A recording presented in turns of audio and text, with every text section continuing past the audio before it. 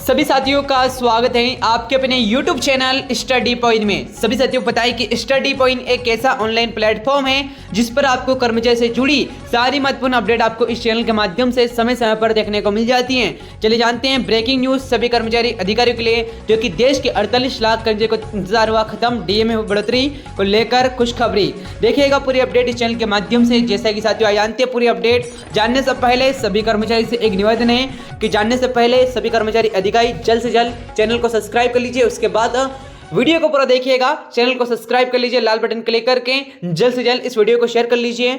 जिससे कि आज जानते हैं पूरी अपडेट को। डी हाइक न्यूज टुडे केंद्रीय कर्मचारी के लिए बड़ी खबर, जो कि अगर आप भी नौकरी करते हैं, केंद्र में नौकरी करते हैं, तो ये खबर आपको खुश कर देगी। हम याद दिला रहे हैं कि 2024 में केंद्रीय कर्मचारी के वेतन में 4% तक बढ़ सकता है। इस खबर का दावा श्रम ब्यूरो द्वारा प्रकाशित AICPI सूचकांक के आधार पर देखा जा सकता है। देखिएगा देश के 48 लाख कर्मचारियों का इंतजार हुआ खत्म और डीए में बढ़ोतरी को लेकर खुशी की खबर। देखिएगा पूरी अपडेट इस चैनल के माध्यम से। चैनल को सब्सक्राइब जरूर करें सभी साथी, सभी कर्मचारी अधिकारी। तो जैसे कि साथियों बात करते हैं, जनवरी में बढ़ गया है महंगा भत्ता। 2024 में सिविल सेवकों के लिए भत्ता 42% केंद्र सरकार। नवंबर 2023 में दिवाली के त्योहार पर सिविल सेवकों को बड़ा तोहफा दिया था और इसी के बाद लागत प्रीमियम को 4% से बढ़ाकर 46% किया गया था। अगर अब सरकारी कर्मचारी हैं तो आपको पता होना चाहिए कि सरकार ने जनवरी 2024 में 4% की बढ़ोतरी कर दी थी और साल में 2 बार बढ़ता है संशोधन, जो कि ऐसी आशंका है कि भारतीय प्रधानमंत्री नरेंद्र मोदी मार्च की शुरुआत में ही पहले इस खुशखबरी घोषणा कर सकते थे। लेकिन केंद्रीय कर्मचारी और पेंशनभोगी के लिए नगद भत्ता बढ़ाने के लिए केंद्र सरकार साल में केवल 2 बार जनवरी और जुलाई में ही बदलाव करती है। और जैसे कि साथियों पिछले साल 2023 में सरकार ने डीए में 2 बार 4% की बढ़ोतरी की है, जिससे कुल डीए 8% हो गया है।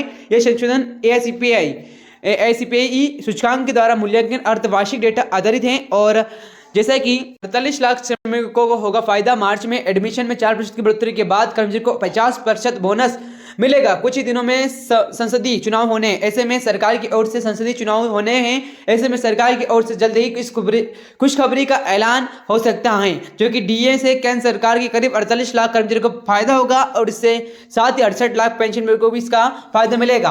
केंद्रीय कर्मचारी के वेतन में भी समीक्षा की जाएगी। बढ़ोतरी से HRA में बढ़ोतरी की उम्मीद, और ऐसा इसलिए क्योंकि जब सरकार 7वें वेतन पेश किया था उस समय सरकार ने घोषणा की थी कि जब आपका महंगा भत्ता 50% 51% पहुंच जाएगा तो महंगा भत्ता 0 हो जाएगा। और आपको पता है कि महंगा भत्ता घटकर रुपये यह आपकी सैलरी में जोड़कर आपको दिया जाएगा। उसके बाद ही लागत भत्ते की गणना शुरू की जाएगी और केंद्र सरकार डीए में 4% की बढ़ोतरी के साथ साथ HRA में भी 3% की बढ़ोतरी की संभावना जताई थी और सरकार आपका HRA 3% बढ़ा देती है तो आपका HRA 27% से बढ़कर 30% हो जाएगा, जो कि सभी कर्मचारी के लिए इस प्रकार से पूरी अपडेट है, जो कि सभी कर्मचारी अधिकारी इस चैनल के माध्यम से इस अपडेट को जानने का पूरा प्रयास किया होगा। चैनल को सब्सक्राइब नहीं किया है तो जल्द से चैनल को सब्सक्राइब कर लीजिए, क्योंकि सभी साथी से मेरा निवेदन है कि चैनल को सब्सक्राइब करें, क्योंकि आपका सब्सक्राइब हमारे लिए बहुत ही महत्वपूर्ण रहेगा। चैनल को सब्सक्राइब करें। जय हिंद, जय भारत।